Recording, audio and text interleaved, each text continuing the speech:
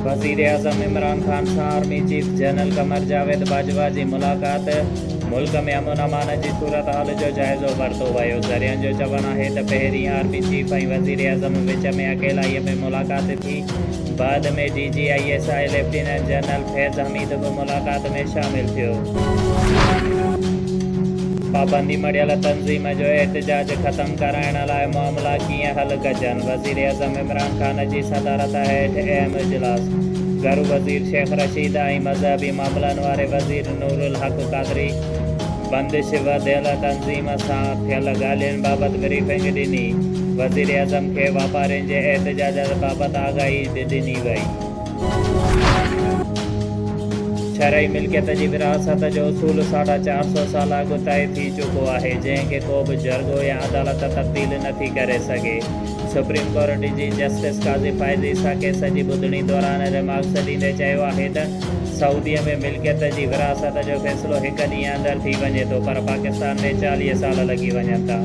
Supreme court फ़ौती शहरीअ जी छॾियल मिल्कियत वारसनि में शरई उसूलनि मूजिबि विरहाइण जो हुकुम ॾेई छॾियो। कराचीअ में मुख़्तलिफ़ वफ़ाक़ी इदारनि जे बरतरफ़ मुलाज़िमनि जी सुप्रीम कोर्ट रजिस्ट्री अॾांहुं मार्च जी कोशिश। पुलिस जे रोकण जी कोशिश। पुलिस जी लठबाज़ी बैदि मुज़ाहिरीन सिंध असेंबली अॻियां धरणो हणी वेही रहिया।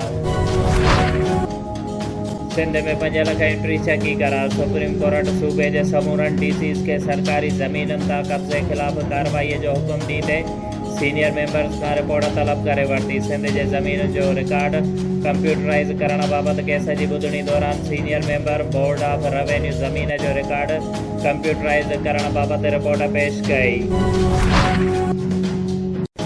ज़िले सांगड़ जे तालके टंडो आदम जे नौजवान अली शेर वलद दोस्त मोहम्मद कोरी, तालके सिंजोर जे नौजवान नारी ईद वलद फतेह मोहम्मद कोरीअ सां नवाब शाह जी अदालत में प्यार जो परिणो करे छॾियो।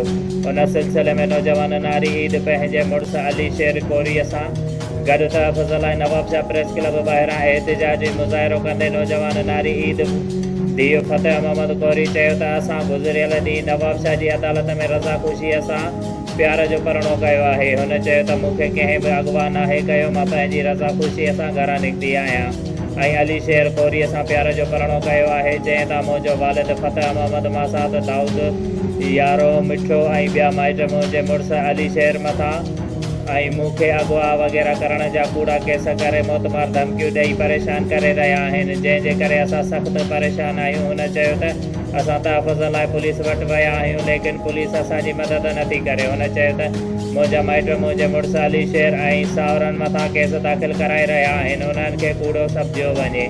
हुननि बस वारनि खां मुतालबो कयो आहे त असांखे तहफ़ुज़ ॾिनो वञे।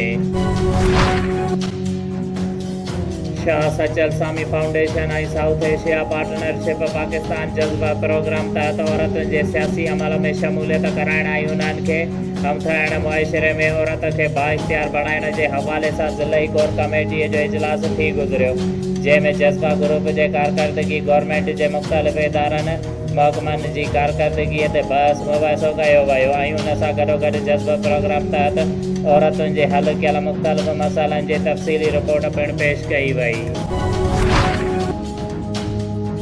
डिप्टी कमिश्नर शहीद बेनज़ीराबाद आमिर हुसैन पावरा जो ओचितो मुख़्तियारकार आफ़िस दौड़ जो दौरो करे मुलाज़िमनि जी हाज़िरी ऐं रेवेन्यू रिकॉर्ड चेक कयो, जॾहिं त कमकार सांगे ईंदड़ माण्हुनि खां संदसि मसइलनि बाबति मालूमात पिणु वरिती। उन मौक़े ते डिप्टी कमिश्नर आमिर हुसैन पावर मुख़्तियारकार दौड़ खे सख़्तीअ सां हिदायत कंदे चयो त कम सां ईंदड़ माण्हुनि जा जाइज़ मसइला तरजीह बुनियाद ते हल कया वञनि।